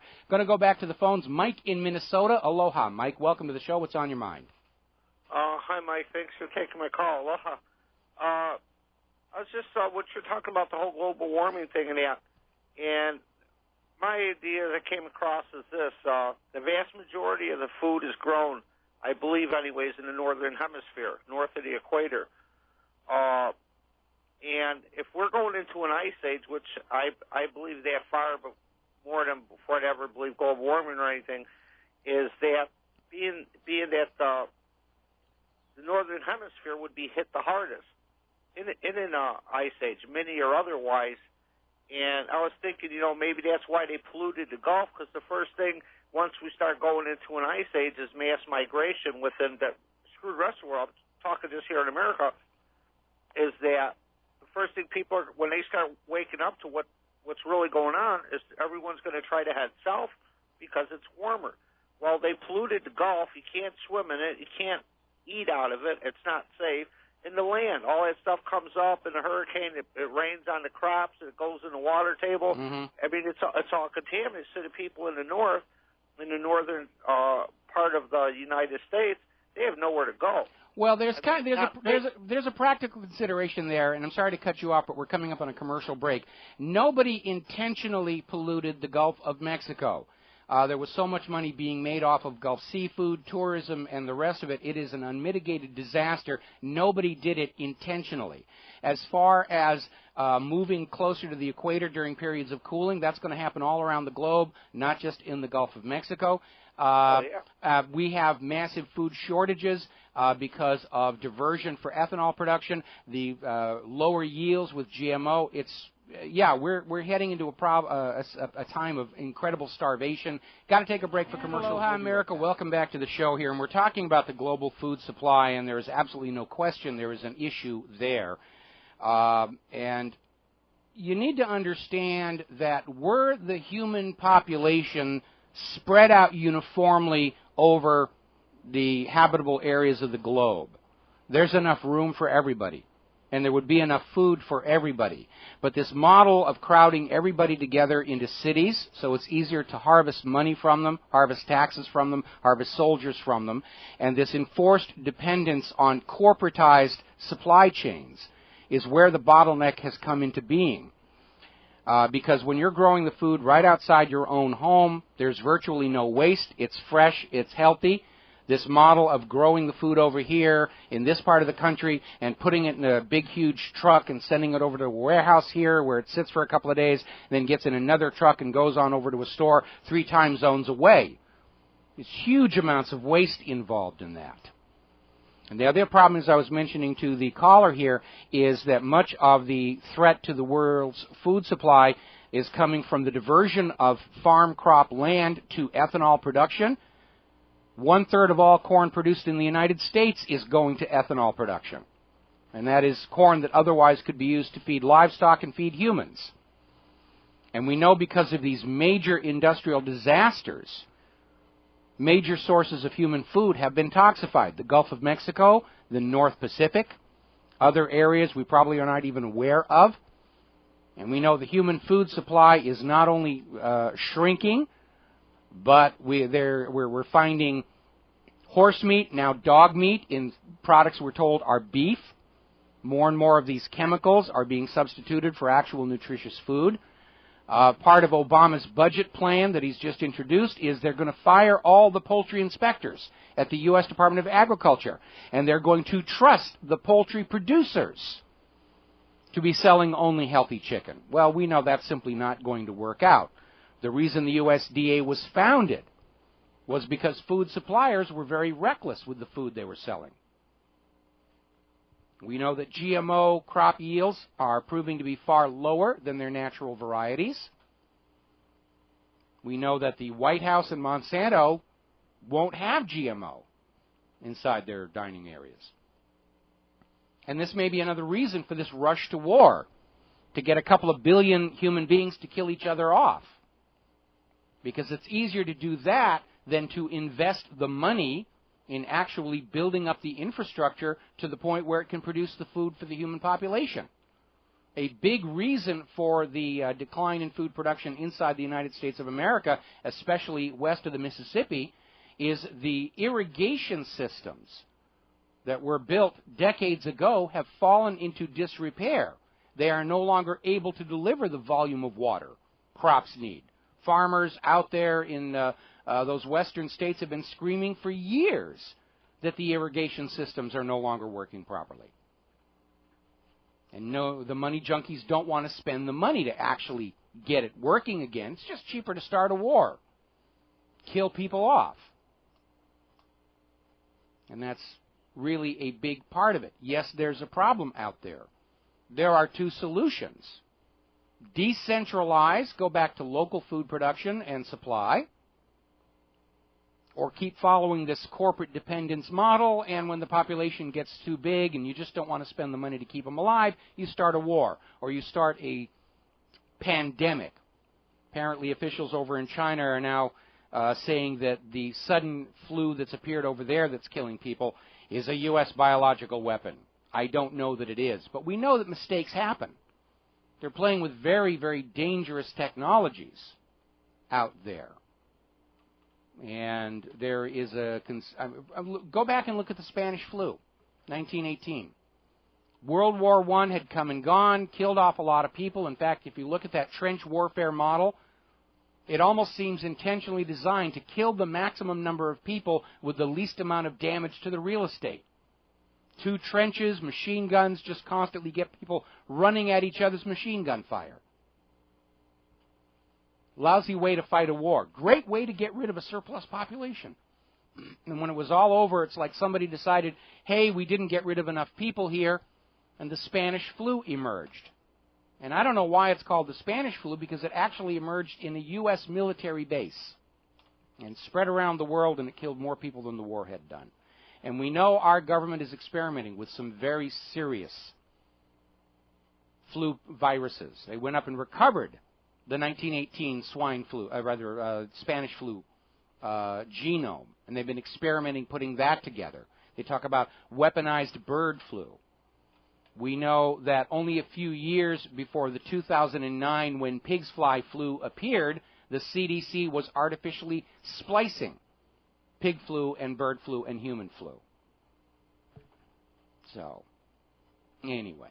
Now, getting back over here to the gun grabbers, the ATF now wants to create a new online database to track you and to know who your friends are, to speed up criminal investigations. Why that may not work, I will explain when we come back from these words from our sponsors. And aloha, America. Welcome back to the show. And we're talking about this new ATF solicitation for yet another government database on you, the American people. And this one is specifically designed to create lists of who your connections are. And for some reason they feel this will be useful in tracking criminal investigations. Well, first of all, remembering that the A in ATF is alcohol, most of those moonshiners are not on the Internet anyway. And the reality is, if you go out to like your Facebook friends or LinkedIn or your Twitter followers, these are people you don't actually communicate with on a regular basis. So it's going to be a huge volume of useless data. And don't forget the 6 degrees of separation factor. Any one person in the United States is only 6 connections away from anybody else in the United States, including the president. In fact, I'm only 2 degrees because one of my good friends here was Obama's teacher. So when you start putting all those connections together, you're going to have this huge, gigantic database that is going to be absolutely useless. And again, from the fusion centers, we're seeing how all this data being pulled together, they're not getting anything useful out of it. They SWAT raided the people who were just growing vegetables in their home. Thought they were marijuana farmers here. We're going to grab a couple of phone calls. Doug in California. Aloha, Doug. Welcome to the show. What's on your mind? How you doing, Mike? I love your show. I'm addicted to it. I listen to it every day, and following John Statmiller, and you guys are great. Thank you. Hey, I saw on brotherjohnf.com there's a story by silverdoctors.com. Yes. It says comics silver inventories fall off a cliff. Register silver declines by 10% in 48 hours. Yes. Is everybody just like taking out their silver now? Is it like, well, what's your take on this? They're scrambling to find supplies. We know that at the end of last year, the U.S. Treasury had to stop making silver eagles. They couldn't find silver to make the blanks with. We know that the Treasury right now is rationing the silver eagles because of the short supply. We're starting to see this huge schism between physical metals and all these paper contracts. And people are beginning to realize these paper contracts may not be deliverable because it's already starting to happen in Europe. And I think people are, especially after what happened in Cyprus, and especially with the realization that all these depositories of gold bullion may not, in fact, still have the gold that they were trusted with. I think people are saying, I want it in my own hands, here at home. A lot of it also, of course, is industrial application. A lot of silver is being used for manufacturing of certain products. Right. Your Tomahawk cruise missile has 15 kilograms of silver in each one. And so... Yeah, but 4 million ounces withdrawn in 48 hours, that's a lot. That is a lot. That is a lot. Okay, thanks for your take. All right, you got it. We're going to switch over to Clarence in Oklahoma. Clarence, Osseo, long time no hear from. What's going on? Yeah, aloha there, Mike. I just wanted to make a comment on the inflation thing. I'm a retired federal employee. I retired 6 years ago. Mm-hmm. And after 35 years of federal service, and you can go at 30, well, you used to be able to go at 30 years and 55, but they changed their retirement system in 1985. Fortunately, I hired in 1974. Okay. And at that time, you see, when you mention that the price of food and gasoline, it's going up. Well, apparently the government, the law may say they're supposed to grant a cost of living raise. They call it a COLA. Yes. Short. And I keep track of this stuff because that's my check. My check's, governed by that, my retirement check. And I contributed to my retirement fund, my federal retirement. Back then, it was federal retirement fund, and it went to that fund. It didn't go into Social Security. Yes. That's changed now, too, with the new system, but then I won't burden you with that. I just wanted to say right quick, the reason why, I got like a 1.7% raise last year, and we know inflation was more than 1.7%. Yes, we do. Well, right now they're saying the rate of inflation is only 0.8%. They're as full of you-know-what as a Christmas turkey. That's exactly right. And they're doing that on purpose. And the reason is apparently they can ricky-do the numbers by ricky-doing the formula they use to determine the numbers. That's exactly right. And the reason they're understating the rate of inflation is so they can overstate the rate of economic growth, so that they can at least claim that we've not already gone back into a new recession. Mm-hmm. That makes sense, and I can see why they're doing that. Believe me, I can definitely say trust the government. I know whereof I speak, but from my ancestors, when someone asks the question, trust the government, ask an Indian. Yes, absolutely.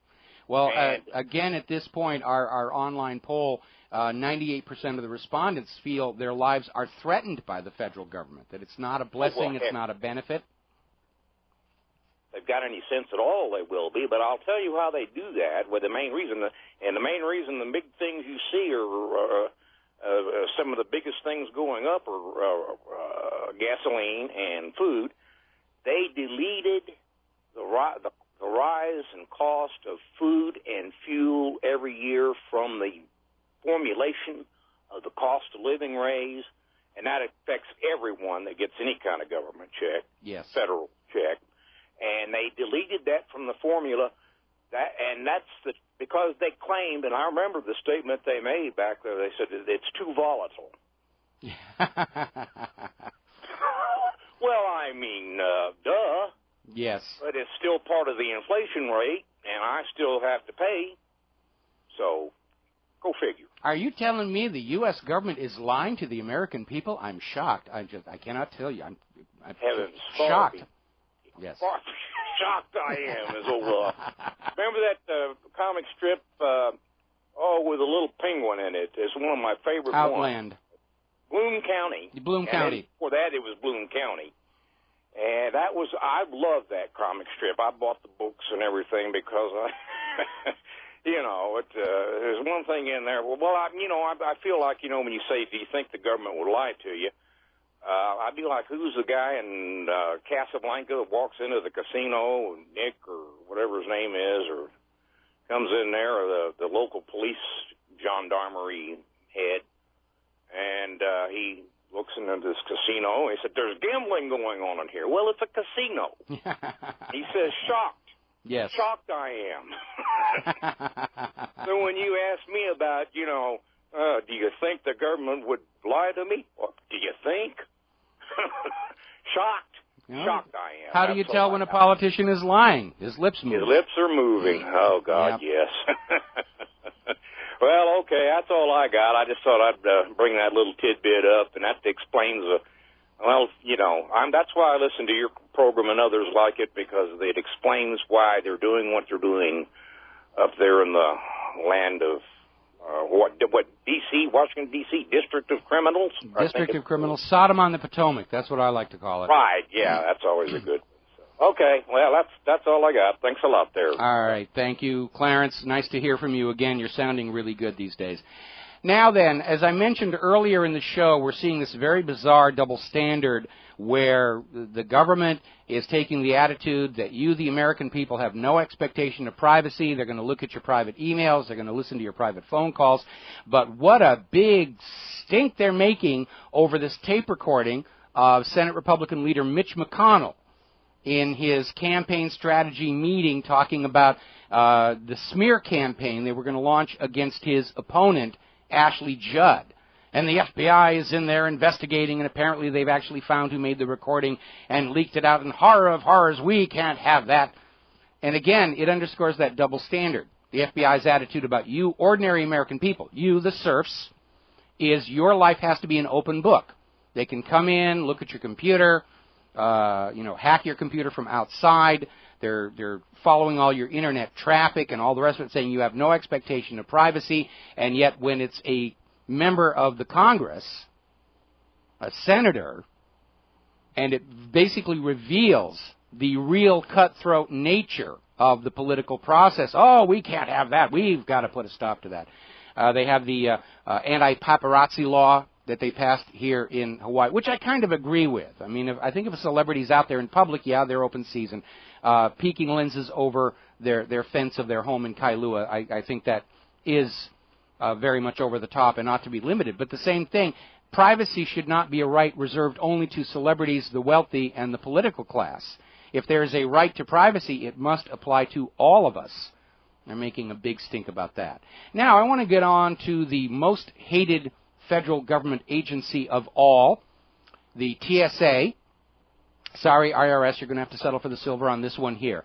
Interesting little story. The top 20 American airports for TSA theft from your luggage are Miami International, JFK International, Los Angeles International, Hartsfield, Jackson, Atlanta, Las Vegas, Dallas-Fort Worth, New York, LaGuardia Airport, Newark Liberty, Philadelphia International, Seattle Tacoma, Orlando, Houston, the George Bush International Airport, Salt Lake City International Airport, Washington Dulles, Detroit Metro, Louis Armstrong in New Orleans, Boston's Logan International, Denver International, San Diego, and Chicago's O'Hare. Those are the top 20. Come on, the rest of you TSA, you're not trying. We had a big stink here in Honolulu. They had to, they couldn't really fire them. They just reassigned them away. And it's just a reminder for all these years of being groped and sexually abused and irradiated with cancer-causing machines, and having stuff stolen, or in my case, simply dropped and smashed. TSA has never actually once caught a real terrorist. Not once. Never, never, never, never. 8 tips to keep the TSA from stealing your stuff. Never pack anything valuable in your checked luggage.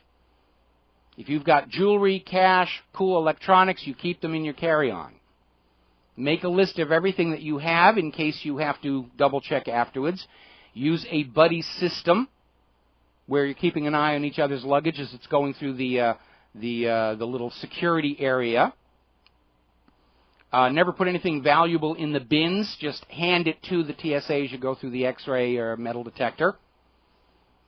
And they're saying, locking your bags with the TSA-approved luggage locks is not going to do anything to prevent the TSA from stealing from you. They've got all the keys. Sometimes they don't even use them. I had a trip I took not too long ago where I went out and I spent the money for the TSA-approved locks, and they still cut them off with bolt cutters. It's open season. American airports are now worse than London's Thief Row Airport, and I got my luggage looted by the security people there years ago. Going to go back to the phones. George in Texas. Aloha, George. Welcome to the show. What's on your mind? Hey, how you doing, Mike? I gotta say, last night I got a privilege of talking to a retired NSA and FBI person. Yes. And he told me, yes, they're listening to your phone calls, emails, and yada, yada, yada, yada, financial records. But one thing he did say that did make sense. He says no matter how much data they say and what they say, they do not have the manpower or the time to go through all this data Yes. On us. Because he's basically said when every time they claim that they're saying they're spying on the American people, a good number of the American people flooded the system where they couldn't keep up. So it's kind of like, yeah, they're spying on us, listening to our phone calls, but they ain't got enough people to go through all this. No, they really don't, and especially this new one that the ATF is putting together where they're going to build network of your connections derived from all the available online sources. You've got 330 million Americans, and the network of their friends and associates is basically, in the mathematical sense, it's an unlimited expansion. And they simply don't have the resources to correlate anything meaningful out of that. I think it's just another one of these government bluffs. Don't do anything, don't say anything, we're watching everything that you do, and they simply can't do it. The Germans did exactly the same thing. During World War II, they were always telling the German people the Gestapo is everywhere. They will see everything you're doing. They have informants everywhere. And it was a gigantic bluff to keep the people silent, to keep them from talking to each other about what was going on, and our government is doing exactly the same thing. Yes, they can read any emails they want. Deriving anything useful from it, it's impossible. They can't possibly be doing it. It's just a gigantic bluff to keep you scared and isolated and dependent on the official story of everything. Well, they don't have the manpower to go through it all and analyze it. No, they don't. And all right, well, thank you, Mike. You got it. You got it. All righty, let's see here. Now, we were talking earlier about Bitcoin and how it's fluctuating up and down. There was a huge sell-off yesterday. It's recovered a little bit today. There's another problem with that, however. Apparently, there is a new Trojan out there for you Windows users, and it is being promulgated through Skype. And if you you click this instant message in Skype, and it says something banal like, "This is my favorite picture of you," and if you click the link, it loads a Trojan onto your PC that is a Bitcoin miner for the author of the Trojan. So they're out there trying to basically get all of your Windows machines working as Bitcoin miners for them. And apparently it connects to a server located in Germany. So they're out there just playing these games. Meanwhile, over at Black Box Voting, and you need to be paying attention to this. This is Bev Harris's website. It was featured, and she was featured in the HBO documentary Hacking Democracy. And Black Box Voting has now exposed a trail of corruption and collusion with the so-called independent election systems verifiers.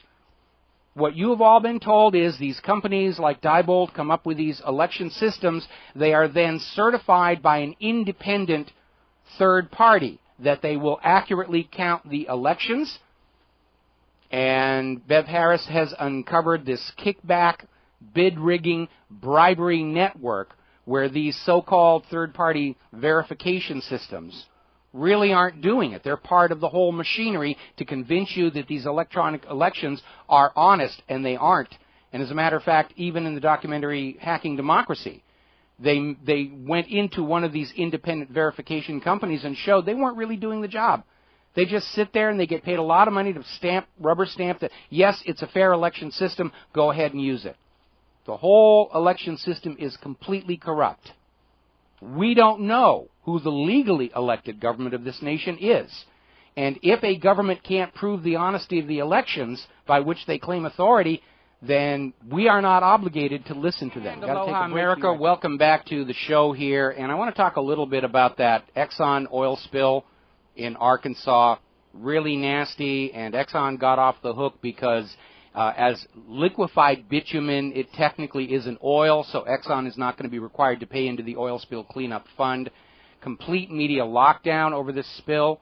There's a no-fly zone over the oil spill that is under, apparently, the control of Exxon itself. The FAA said no airplanes overhead, nobody's taking pictures for this huge thing, because that whole Keystone Pipeline is a huge controversy right now. Apparently, the local residents are being told to just clean the oil up themselves with paper towels. And to add insult to injury, a major non-governmental organization has just awarded Exxon a safety award. It's just a reminder, those little gold things that are being handed to people to hang on the wall, they're not handed out for merit. They're being handed out to trick the public into thinking this is somebody they should listen to. Oh, don't listen to this person. He doesn't have gold things on his wall. You want to talk to our favorite buddy over here that we have just heaped all kinds of prizes and awards on, because that's what you should listen to. It's just part of that whole costuming, if you will. All righty. Anyway. Now, this is an interesting story getting into the whole medical area. Over in Great Britain, top doctors are now recommending the removal of breast implants given to 50,000 British women, because apparently these PIP breast implants their shells are faulty. Now, these are the silicone-filled breast implants. The newer ones are saline because of this issue of the silicone getting into the body and causing all kinds of health issues. But they're now saying basically that all 50,000 women need to get their breast implants removed or replaced with the saline ones. And I remember when I was still married to my first wife, and she wanted breast enhancement, and I kept saying, no, it's risky. And you just don't want me to be beautiful. And I said, you are beautiful. And she was. And she didn't need amplification. And it was a big argument. She thought I was just being selfish and greedy and didn't want to spend the money. I said, no, there's a health concern there. And now they're going around saying every woman who's got these, they're going to have to take those things out here. Interesting little story from the CDC. Measles outbreak among vaccinated high school students in Illinois. All these kids in Illinois they're getting measles, and they're the ones who got the shots. So inevitably, we're seeing a call, and this is over at the BBC, that the MMR jab ought to be made mandatory. This is coming from a U.S. expert. Yes, it's triggered off these mumps and measles epidemics, but that's no reason not to make it mandatory. It's all about the money. It's all about the money.